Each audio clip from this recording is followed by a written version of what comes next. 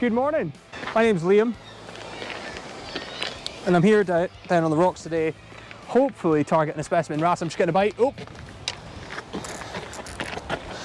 Spoke too soon.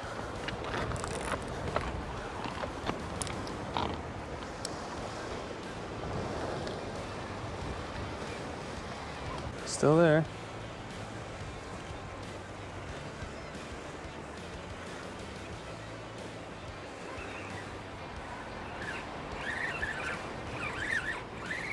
Yeah, we're in. I don't think it's very big. In fact, it's probably not a wrasse. No, it's not.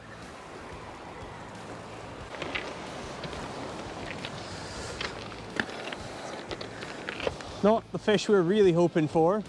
Big goldfish, they always give a good account of themselves. So you've got to appreciate the small fish with everything else. So yeah, blanks off. Happy with that. We'll get this one popped back and I'll talk you through everything that we're doing today.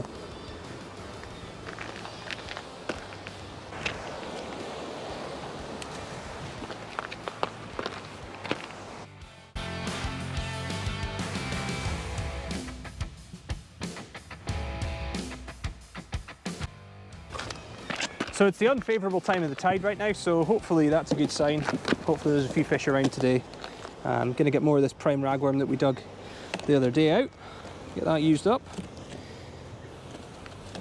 Coalies do love a bit of rag, so it might be a bit of a case of fighting through them today, but prime fresh braid, really good quality rag. So yeah, we'll get more hooked up and away and sent out.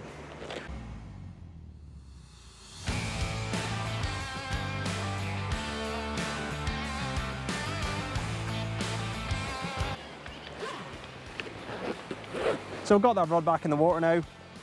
Just going to run through the setups for today. It is just fairly robust gear. Realistically, you want to be getting these fish back out the snags as quick as you can because they have a horrible tendency to bury their heads. So for reels, I just tend to go for quite a robust rock reel, something that I would use for the cod fishing in the winter time. Somewhere between a 5,000 and a 10,000, 14,000 size is really sufficient. You do sometimes, you know, have to lift these fish up a little bit, so you don't want anything that's going to flex at the reel seat, and you also want something that you can really power through those snags if you need to. Braid, nice and robust braid, so this is 90-pound braid. Might seem like overkill, but again, it's just my preference. Good abrasion resistance with this. We're using 13, 14-foot rods. Sort of a nice fishing tip with a little bit in the midsection to bully the fish back with. In terms of the rig bodies, 80-pound rig body sufficient with lighter snoods, so that if you do end up getting stuck in a real snag, then you can just break it out and you can even straighten the hooks. So yeah, that tends to work quite well.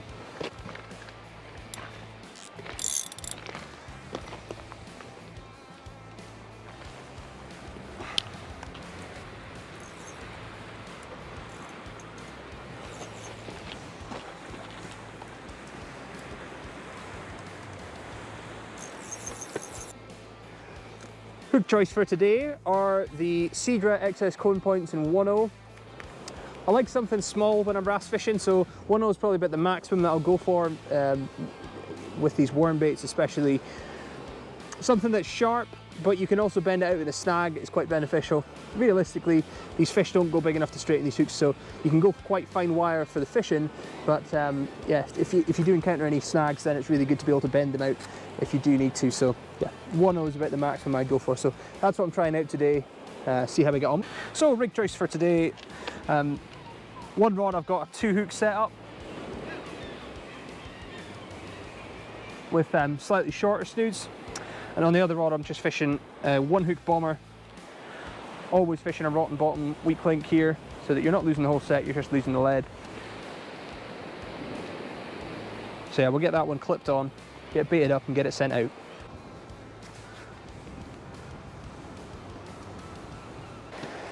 Just had a bite there.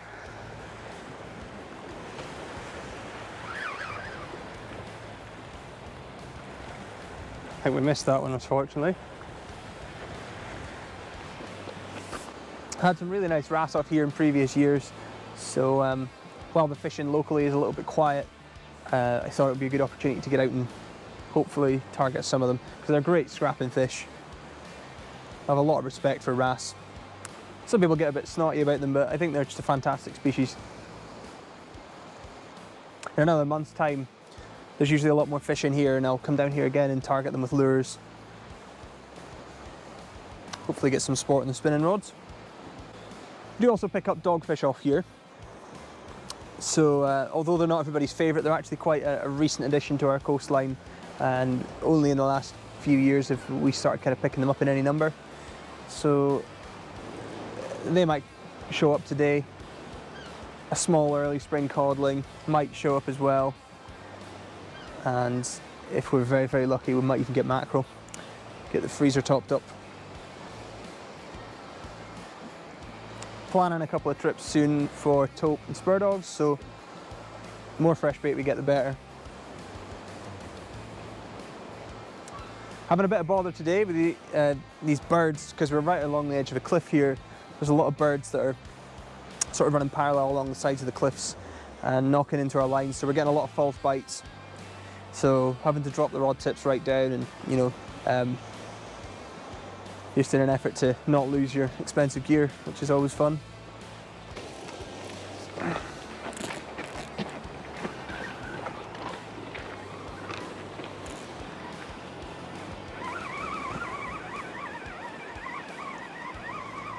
Wonder what we've got here.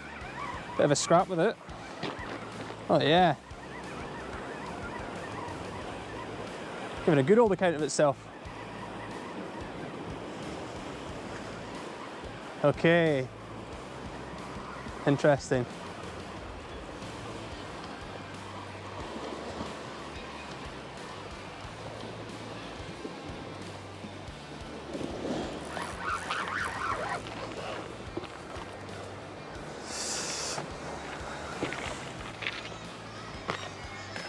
Well, I did say that there were sometimes dogfish on this mark, although it's not necessarily the target for today. Welcome to see. Really dark looking dogfish. The ones that you do get here are really, really interesting looking, because they're spending so much time in amongst the rough ground.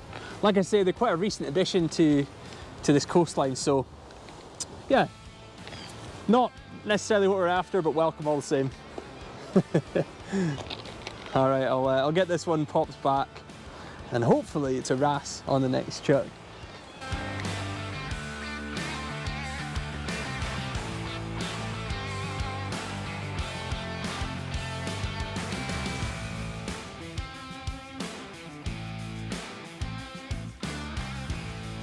Well, I had another bite, and just landed a lovely coalfish. Not often you see them around this size, so yeah, that's a really welcome sight. And there we are, a really, really nice fish. Good stamp for this coastline, and a very welcome sight on a day like today. All right, well, I'm gonna get this fish back. I'll be back with you guys. Well, I'm still here trying. Been refreshing the baits, fishing hard, fishing 2 rods, and it's quite quiet at the minute. We're nearing high water, so with any luck, just over the top of the tide, there might be a few fish moving in. But it's a lovely day to be out. Sort of mid-teens temperature, a little bit of cloud cover, so you're not getting too much of the burny stuff, because I hate the sun. So I think it's part of being up in Scotland. I think you're just not really used to too much of it, so I do appreciate the big burny thing not being in the sky today.